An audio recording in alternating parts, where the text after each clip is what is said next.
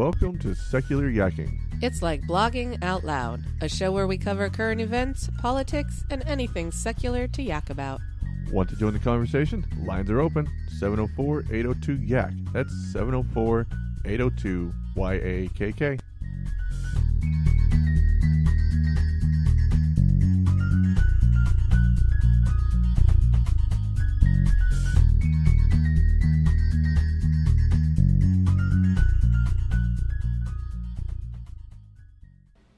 Welcome back, Yackers. As you can probably tell, we're not live. This week we are featuring a special interview with Jeff Stilwell, which we recorded over the weekend. Jeff Stilwell is a humanist thinker and illustrator. His illustrated work Here and Now, A Whimsical Take on God, hit number 1 on Amazon Kindle Top New Releases for Religious Humor in its first week back in June of 2014. He has a master's degree in pastoral studies from Seattle University School of Theology and Ministry. Welcome, Jeff. Hi, my name is Jeff Stilwell. I'm a humanist, and I want to celebrate humanity. To do that, I am embarking on a lightning march for humanity. It is a 750-mile trip from Stevens Pass, one natural wonder, to Old Faithful, another natural wonder. And at Old Faithful, I'm going to dare God to strike me with lightning. Now, why would I do that? Well, I'm a little tired of hearing people, those in the pulpit, who say that disease is God's will, or maybe even God's punishment for the wicked, and that war is God's instrument on earth. I disagree with them entirely. I believe in humanity. I know how compassionate we can be. I know how caring we can be. I know how creative we can be. In fact, I believe we're really quite good at solving problems. I'm going to go one step further and say, we are humanity. No matter what the problem is, we can fix it. Absolutely. If you want to know more about this lightning march, go to fullnesscircles.com/lightning march. That page that my wife Mania's foundation has put up has chock full of info all about it. You can get involved in a myriad of ways. You can march, you can be a flower girl, you can just help out in all these other ways. So take a look at it. So what kind of training have you been doing for this? Because this is a pretty arduous task you're taking on. Yes, it's been quite a challenging training schedule. It's I keep building up the musculature, and I'm eating a lot of protein, and this is also new. I mean, when I first began, I used to run around Green Lake years ago in Seattle, and that's about 3 miles. And so I started with a 3-mile hike, and I had these new hiking boots we purchased, and I was being really careful, I thought. But it was like a mile into it when I realized that the backs of my ankles were being rubbed off because I was breaking in the boot. Wow, I know, yeah. and then I'm more into it. And so it's like, what can I do? But I'll turn around and go back home. So I did. Right. And so I healed up from that and felt really contrite and silly. And I made up this trick where I started using cotton balls and soft tape to cover my heels until the boots were broken in.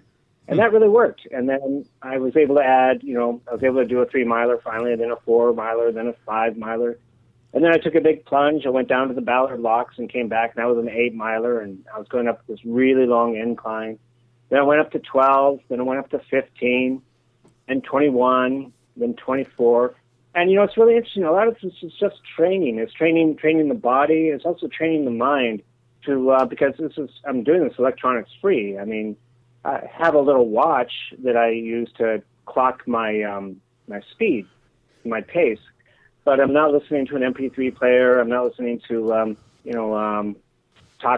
talking books or anything like that. I'm just basically listening to the quality of my thoughts, and that's a lot of hours. I mean, a 7-hour hike or an 8-hour hike, or that big one I did was 9 and a quarter. That's a long time to be listening to the quality of your thoughts. Yeah, it is.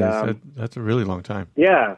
And so I found that was really quite interesting. In sort of this very meditative way, I needed to strengthen my mind to believe that I can do this, to not give way to doubts, and therefore, quit. Just say, I can't do it, I'm going to call a taxi or something like that. Well, I couldn't call a taxi. I don't have a phone. Right. So it's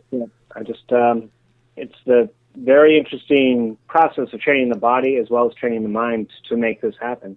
And I think that's what it's going to be like up there. I mean, it's a 750-mile march from Stevens Pass to Old Faithful. And so the Manya has an entire logistics team. Her foundation has an entire logistics team that is creating the route. And it has, obviously the campsites and what we call, the cheekily, we call them poop sites. And, it's day after day of this, of putting in 6, 7, 8 hours. But we know also that I've learned that very few people can do that. Right. So we've designed this wonderful system called the relay system, where we have relay drivers. We split up whatever the day's hike is. Maybe it's 14 miles. Maybe it's 25 miles. Or maybe it's 28 miles. We split it up into threes.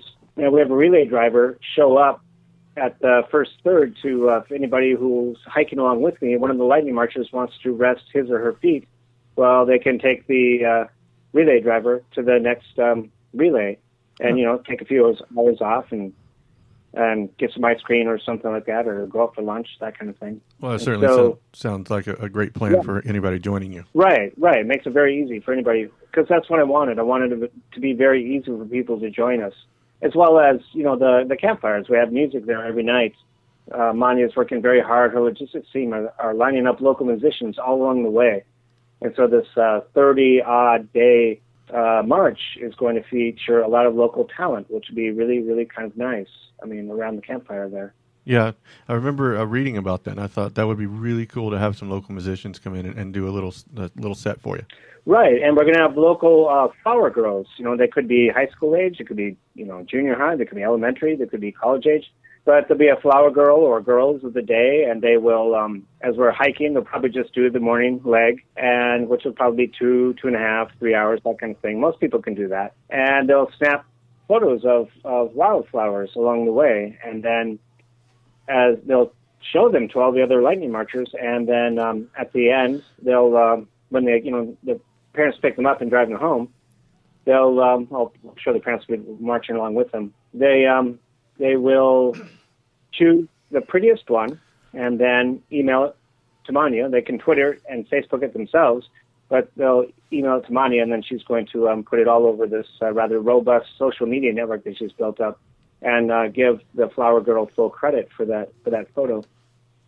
Well, that sounds really cool. I mean, that's a great way to get a little more interaction from the youth group population as well. Yes, I agree with you. And I also think that part of the reason why I was inspired by that idea is that I really think a lot about the fact that I'm part of humanity, and that means that we are physical beings in a physical universe. Right. Which means we're surrounded by all these wonderful colors. When I first started training, the irises had just opened, and the rhodies were starting to open. And I saw all these extraordinary blues and purples and pinks of so many different hues. And I think that's where I got the idea from. Why not celebrate the fact that we are humanity? We are on this planet. We live here, and we are surrounded by so much beauty. And, kind of just remind those of us who decide to go the extreme asceticism route that, maybe you're missing a little bit of the boat. Yeah, I certainly agree with you. It's a stop and smell the flowers type of thing going on there. Mm-hmm. Yeah, and those stretches in eastern Washington where there aren't flowers, I know they'll be taking, natural formation photos and things like that, or photos of mountain peaks. And I don't know, maybe we'll get kind of silly and start composing impromptu poems on the road there, and they can publish their poem right there with their flower or their mountain peak. I'm really looking forward to this. Yeah, it sounds like something Amy would absolutely love. Yeah, it's right up my alley. Yeah, I forgot to tell you Amy's on the line with us, too. Hello. Hello. Yeah, I'm... So that's, you want to be a flower girl? I wish I could. I actually think this sounds fantastic. I was just talking a while ago how I'd like to march across country, actually. But that's a big undertaking. Well, we make it very simple. If you want to do just a couple hours, you can certainly do that and then catch one of the relays back. Oh, uh-huh. Yeah, it's a lot of fun. Yeah, we'll definitely have to look. We'll have to look into it. We got some things going on the first week you're out, so we might look at the second week. Be a nice road trip for us. Yeah. That sounds wonderful. That sounds wonderful. I look forward to that. The and of course the whole idea of this trip is that it's a 750-mile trek. It's from Stevens Pass up to Old Faithful, and there at Old Faithful I will dare God strike me with lightning. And I'm doing that in this very conscious move because I'm so tired of listening to people in the pulpit say things like disease is God's will, or even God's punishment for the wicked. Right. Or that war is God's instrument on earth. And the most we can do about it is pray, really. And I disagree entirely. I remember back when I was in seminary, and it was an early church history class, and we were discussing one of the early heresies. It's called the Pelagian heresy. Pelagius was a monk in England. This was around 400, about there. And he he came to the belief that we do not need God's help to find salvation. He did not believe in original sin, which really chapped the backsides of Augustine, who was sort of like the early Christian church superhero. And so they sort of went at each other for quite a while. I'm sure that was... And as we were discussing, we were discussing this class, and I was thinking, I don't believe in original sin. I don't think we need God's will or God's help for salvation. Right. I'm sure that was a bit of an epic battle between those two, right? Right. And I thought, oh my, that's me. And so I raised my hand and I asked the teacher, why was Augustine so opposed to what Pelagius was saying? And the teacher was shocked. And I learned the lesson, okay, keep my mouth shut. So here we are 15 years later, where I have been afraid to speak out about this growing conviction that I know that I believe in humanity. I know how compassionate we can be. I know how caring we can be. I know how creative we can be. But I've been afraid to speak out because I thought people would, mock me or maybe shun me, punish me somehow. But I've decided I don't care anymore. I'm going to speak out about this. And that's why the march. I'm going to march so 750 miles to Old Faithful, and standing in front of Old Faithful, I'm going to dare God to strike me with lightning, and after it clearly does not happen, then I dream about this world where humanity just says collectively that they're tired of it, that they grow impatient, they're tired of disease, they're tired of war, and they start to realize maybe we should stop listening to those people in pulpits who say that this is our lot in life. And they suddenly grow impatient. They suddenly start knocking on their political leaders' doors and saying, I want these problems solved now. And I'm no longer going to take no for an answer. I dream of that world. Right. So I'm hoping that the Lightning March for humanity can be some sort of trigger. Because my reading of history says that when a significant portion of humanity comes to agreement on something, that's when change occurs. I'm hoping it can prove to be some sort of trigger in that way. Oh, that is certainly a wonderful purpose of the march. I absolutely agree with that. And I hope it does become a trigger because I think we as humanity need that to move forward. Thank you. Yes, I really dream. I dream about that world without disease. I dream of that world without war all the time. Yeah, I do too. I would love to see something like that. And then I see all this wonderful creativity unleashed at that point. Right. Because people are no longer afraid of disease. Right. They're no longer terrified by war. There's all this creativity that they've been holding inside that, and it can't, whenever I say creativity, I'm getting used to this. People think, you're talking about arts? I can't do the arts. I could be business creativity. It could be healthcare activity. It could be anything. It could be space exploration, because I think, once we stop making war, we're going to have all these young guys saying, hey, where am I supposed to sow my wild oats? Well, up there. That would be great. That's where we're going. We're going to Mars, and we're going everywhere else. Right. I look forward. I dream about that day. So, why did you choose Old Faithful? Why not a different landmark? I wanted two really striking natural wonders. Okay. And the original plan was Snoqualmie, because I just know it so well. That passed. But the Old Faithful is such a significant wonder. The fact that it just is Old Faithful, it keeps I don't remember the numbers, but it erupts regularly at two different times, or according to two different schedules. But it's very faithful in that. And I thought, I was a Boy Scout, and so I grew up hiking and grew up camping.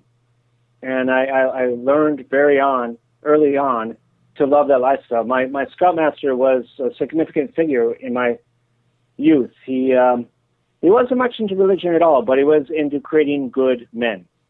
And that was sort of his unspoken challenge. Said 1,000 different ways without ever using the word. You will be a good man. I demand that.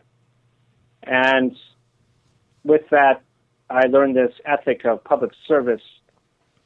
And so I when I was dreaming up this idea of something I wanted to do, finding a way to speak out in such a way that it wouldn't quickly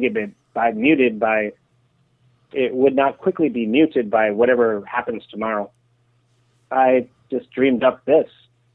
And so the natural wonders were an easy key to clue into. Yeah, I can definitely see that. I mean, Old Faithful's probably one of the most well-known landmarks in the United States, and in many parts of the world, they know it quite well also.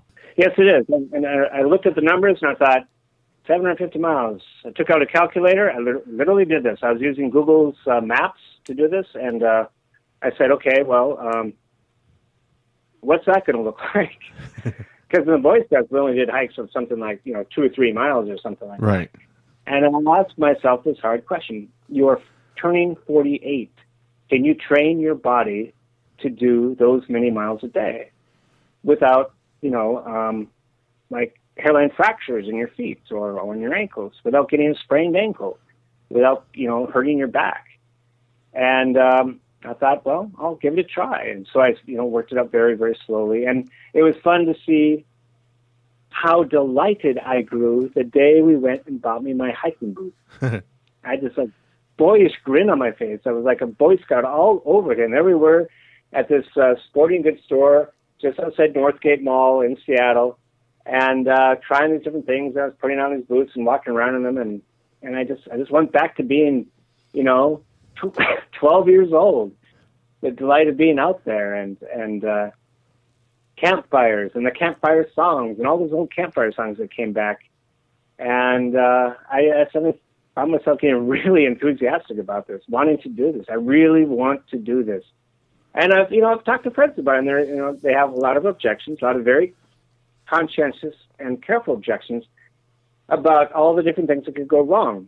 And to them, all I can say is, I understand, I agree with you, but I still really want to try this. I really want to try this. Right. I think I'm being very careful with my training. I'm building up my body. I'm building up my musculature. My feet are in really great shape. I've done about, I think, 150 miles so far in training. Okay. Or is it 175? Yeah, and so the fact that they are in as good shape as they are is a really great sign. My calves, my knees, my thighs, my hips, my back, they're all in really good shape. Well, that's definitely a plus for you, because I'm not sure if I could make that sort of trek.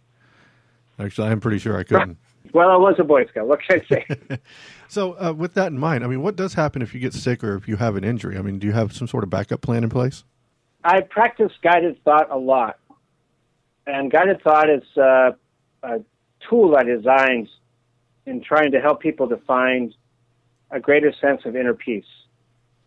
That it was inspired by some of the thoughts of Siddhartha Gautama, the Buddha, but mostly by Huineng, who is arguably the greatest Chan master, and this is 700 AD, who he was writing in his, he was illiterate, so he had others write for him, but he would talk about, in his language, he'd talk about, do not let your mind be fanned by the 8 flames of such and such and such.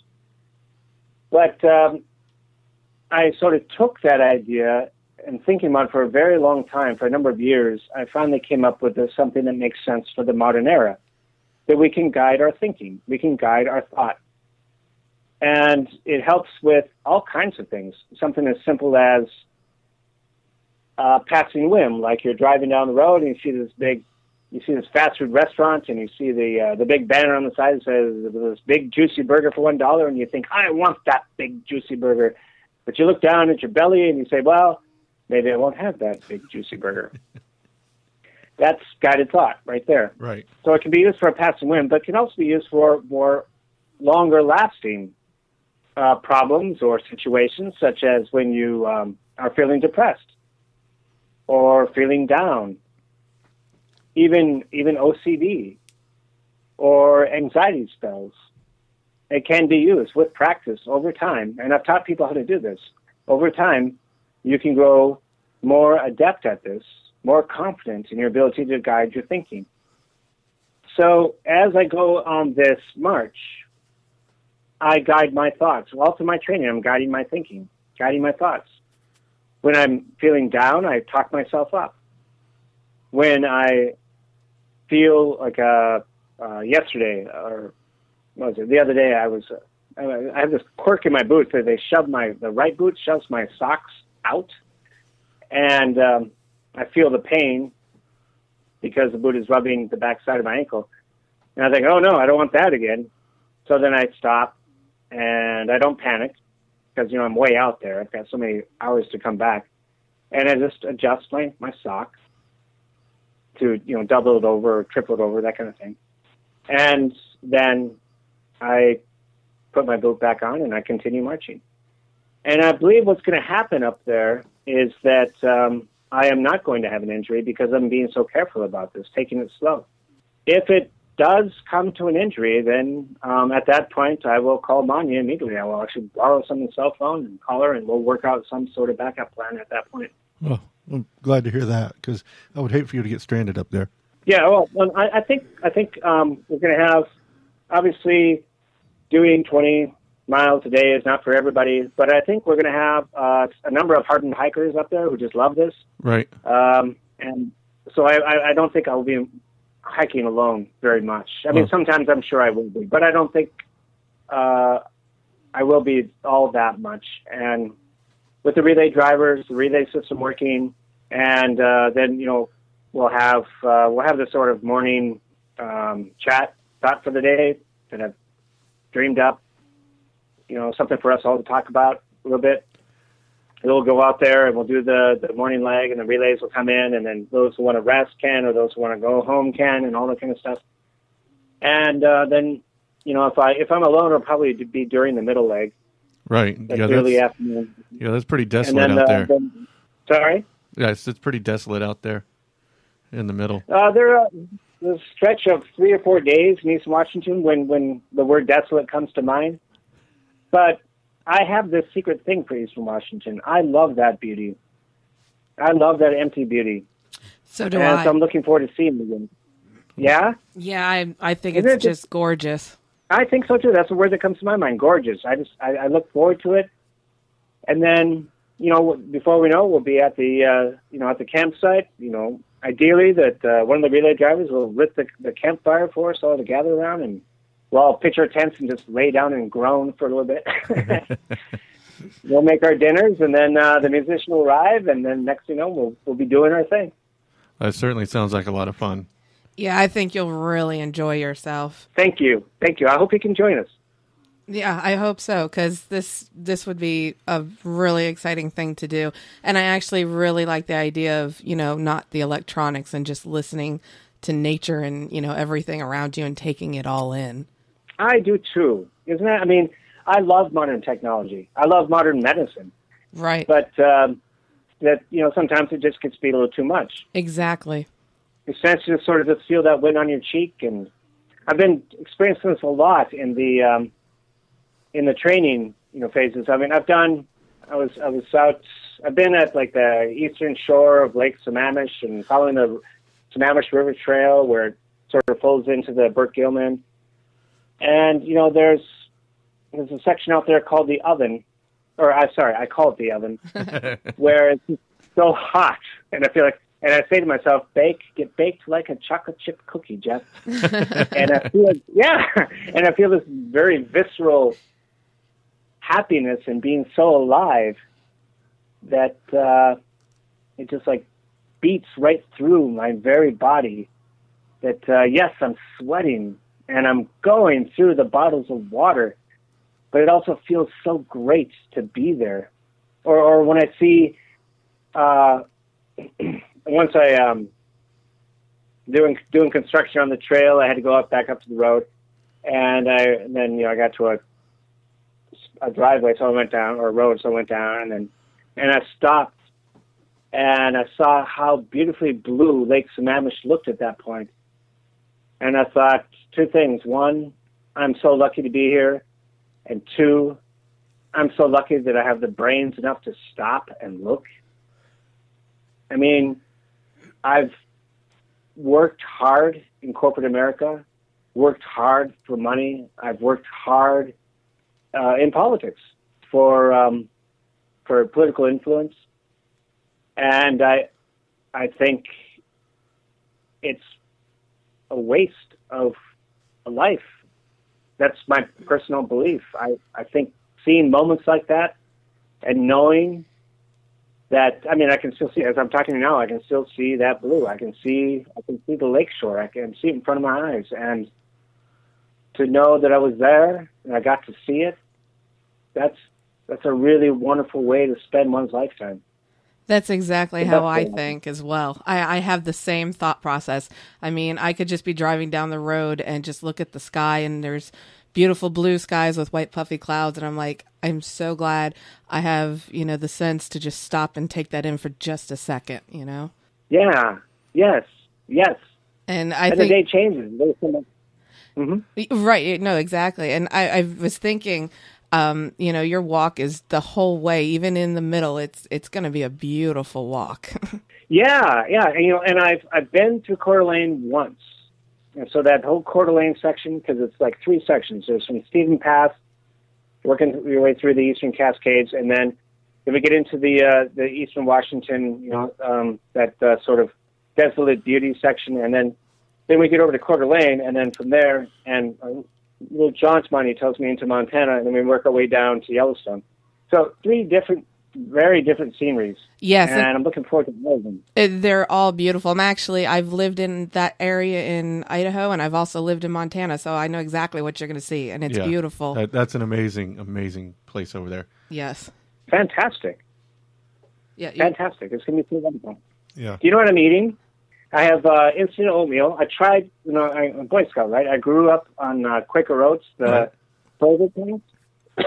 And so I thought, I'm going to do that. But it was so sweet. I just don't have that much sugar anymore. I couldn't eat it. So we got me the unsweetened kind. Oh, okay. And some that, and some beef jerky, and then coffee as well. And then for lunch, it's sort of like these granola bars and beef jerky some more. Give me some variety. And then finally, for the evening, we're calling it pasta magna. It's instant. Yes, it's instant noodles that it's like top ramen. But those sauce packs have so much sodium in them. I'm not going to use that. Yeah. She's made a bunch of. She's got like 5 or 6 different spice blends that I can just pour in there with boiling water and just stir it up. And so this instant noodles can be, this rather mundane meal can be turned into something really sort of special for me. Well, and I'm really going to miss it. So it's a sort of a way that we can stay close. She knows that she's feeding me on the route. That's nice. That is certainly nice. Is there a website for road trip updates? Will you be, contacting Manya about, how your day went or anything like that? Say that again. So the question is, will there be a website for road trip updates? So would you be contacting Manya or anything daily to tell her how your day went, or so she could, post it on the blog or website? Yes, there's. She has, I think, 2 or 3 pages devoted to the Lightning March on the FoundationCircles.com website. There's the general explanation. There is the daily route, and there's other information as well. The basic plan is that each morning, we gear up at 8, and I'll ask somebody, one of the Lightning Marchers who has a phone, to just videotape me doing, the thought of the day, and then hand that to a relay driver, and then when they can get into a cell signal, to upload it to, email it to Manya so she can post it on the blog. Okay. And then the flower girl as well, their flowers will also be emailed to Manya, and then they'll be Twittering and Facebooking them themselves as well. And then when we get to the evening, with the evening campfire, we'll also do a short sort of evening chat segment that I will ask one of the Lightning Marchers to film me about whatever came up in conversation that day with Lightning Marchers. It could be something as what is your favorite color, that kind of thing, and what a wonderful thing it is to be alive, being a physical being in a physical universe. Or it could be something a little more esoteric, like what is Buddhism exactly, that kind of thing, and what is classical Buddhism, and is it helpful now, that kind of thing. Or it could be, what are our dreams? And what do we work toward? It could be anything like that at all. And it's based entirely on whatever comes up in conversations during the hike of the day. So I'm really looking forward to that segment. It's going to call for a lot of really great listening on everybody's part and a lot of really nice sharing as well. Yeah, I look forward to those regular updates because I plan on keeping up with you on that. Great, yeah, they'll be daily all the way through. Excellent. And then once you get there, what's the plan for meeting up? If someone wants to join, again? So once you get to Old Faithful, what's the plan for getting together with the groups or anybody that wants to join you in your call for lightning? I imagine we'll use the website for that. Okay. Because everybody used to going in anyway. We'll just sort of we'll work out the logistics as they get closer. Obviously, it'll depend on what time how far away we are, at what campsite we are. So I'll probably ask one of the relay drivers to drive it and get the mileage for us if we don't already know it. If we do know the mileage, then I'm so good at March math. That's what I call it, March math. These days I'll be able to pretty accurately, predict when we'll show up. And then, then other, the groups who would like to join us, they certainly can, quite easily. Yeah. And speaking of that, when do you anticipate being at Old Faithful? Who do I anticipate being there? When do you anticipate being at Old Faithful? It's about 30 days. Okay. So somewhere around July 21st, I would think. But as we get closer, we'll know more. Right.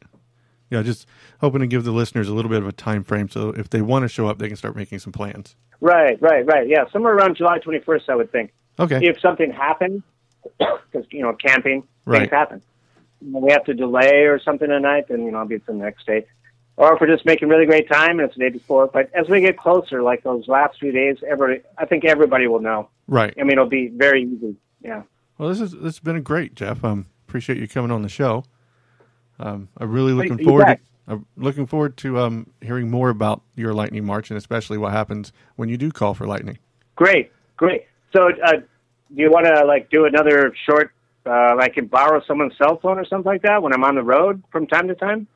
Yeah, we could probably work something out. Probably here in a couple weeks. I don't think it could be as long, but well, of course not. Just a quick 5-minute update to see how things are going out there. Yes, great. Thank you very much for this interview, Robert. Well, thanks. It was great talking with you both. Oh, thank you, Jeff. Thanks for being on. Thank you. Thank you. Bye-bye. Bye. Bye-bye.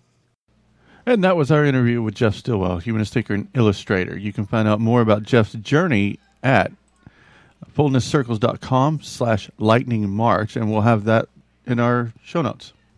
I am an old man, and most people hate me, but I don't like them either, so that makes it all even.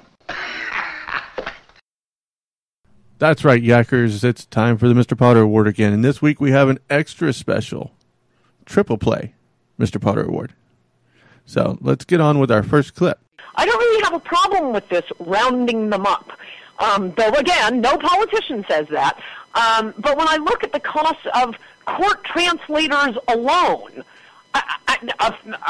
rounding them up is a bargain. That's right, Yackers. The voice that can leave your ears bleeding belongs to none other than conservative pundit and Fox News favorite schmuck, Ann Coulter. And what she's talking about in this clip is immigrants and how we can deal with them in our country. And the fact that she is talking about rounding them up, I'm sorry, all I hear is round up for concentration camps. Yeah, that's what I hear. That's what it feels. It sounds very much like the Japanese internment camps. Yes. During World War II. Mm-hmm. It sounds very much, and I hate to say this, like the Nazi camps for Jews.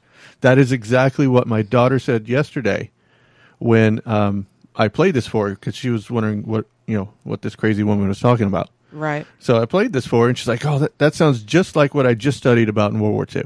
See, even a teenager can figure out that that's wrong and not right, and she's complaining that it's worthy because she doesn't want to foot the cost for translators. Right. Really? So translators in court. So when they do something wrong, we just send them off. Don't care. Just send them away. So her version, basically, she's saying that because I don't want to have to deal with them and I don't agree, let's round them up. Yeah, that's what it sounds like. Sounds very familiar. Yeah. So, and then we have another clip because in order to get the Mr. Potter Award, you have to actually do something horrible. Oh, okay. I think the first one was good. Okay, I'm not done. Of course not. English test. That's very funny. You should be administering it to us. But the INS has waived the English language requirements for many immigrants, and it's not just, and that's obviously goes to the heart of it. Mm-hmm. Are you switching allegiance? Do you love this country? But beyond that, how about the wheelchair-only section? How about the section for the blind? Look, wish these people well, but we're not running an international charity here. Mm-hmm. It's insane for any country not to be using its immigration policies to bring in people better than us. Not people who are instantly going to need taxpayer assistance. We have our own poor people. And again, this includes all the immigrants who have come in, forever, who are here now. It's people who live in America we should be taking care of and not bringing in people we have to help. Now, is she seriously suggesting what I think she's suggesting? I don't know what you're about to say, but I have so many things to say about this. Okay, first of all, does she not realize that how many people came to this country through Ellis Island who were not from this country? I mean, the majority of this country are people who did not come here, come from here originally. That's why they call America the melting pot. Well, but she's talking about she wants to bring in people who she thinks will benefit society. Right, and that was the other thing I was going to say about the poor people. We have enough poor people of our own to deal with, is what she's stating. Right. And, okay, she's offending so many people in that statement alone. Right. But then she also alluded to the fact that maybe we should have separate lines for those in wheelchairs or the blind. Yes, segregation, here we come. Yeah, thank you. So yeah. That's kind of what she's talking about there. Right. And the reason she's talking about this, earlier in this conversation, I didn't play it, but they were talking about how they have naturalization ceremonies in Spanish, and she's pissed off about that.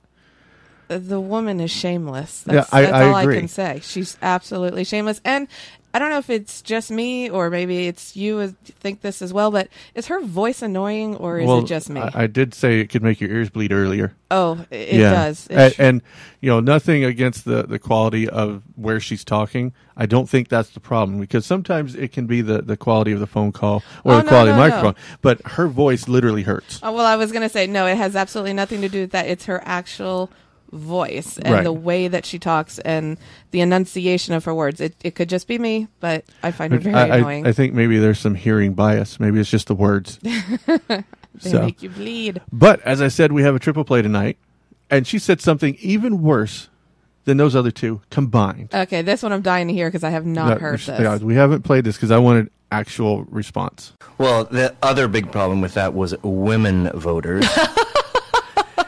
Women should have the right to vote, but should they vote? Well, as you know, my position is women should not have the right to vote. Good. It's very popular on college campuses. Yeah, I mean, we'll lose the odd Ann as collateral damage, but... No, we can still write books. We can run for office. You just can't vote. Exactly. Holy S. That's all I can say. Women should not vote. Thank you, Ann Coulter. I have no words. I cannot believe she actually said that. And she wasn't paid or anything to do that. No. I'm speechless because I can't even pick where to go with this. So background on this particular conversation, she was talking about how Reagan won with 54% of the white vote. And Romney lost with 59% of the white vote. And she is fairly pissed off because all these women voted for Obama. And she's saying that if women did not vote, we would have Romney as president, which was apparently her favorite. This woman is a genius. Yes. So that's her reason. She does not think that women have the ability to make these sort of decisions. I just, again, I'm stunned.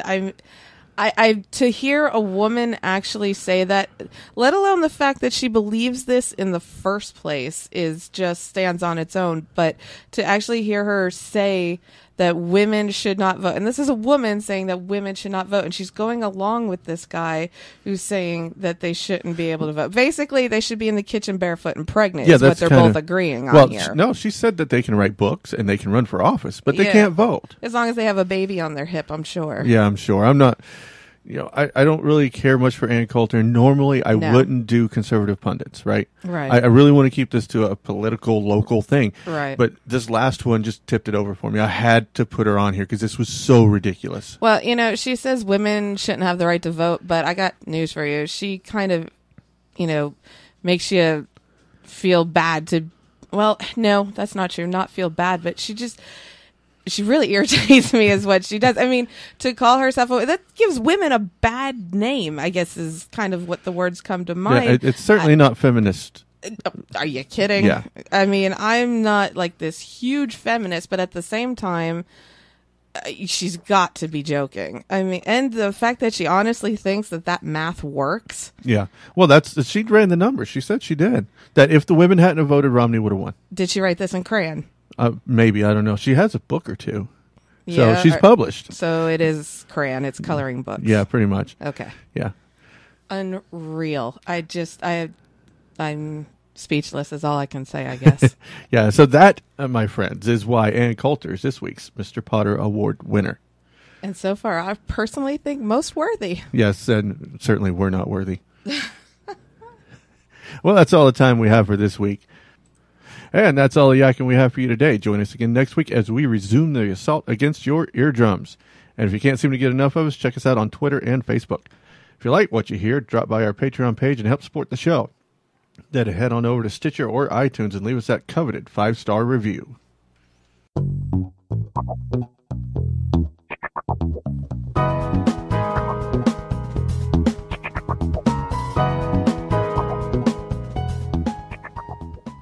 Secular Yakking is sponsored by the Humanists of North Puget Sound. The views expressed are those of the host and not those of HMPS or its board. All audio for this episode was used under the Creative Commons license. And remember, the government of the United States of America is not, in any sense, founded on the Christian religion.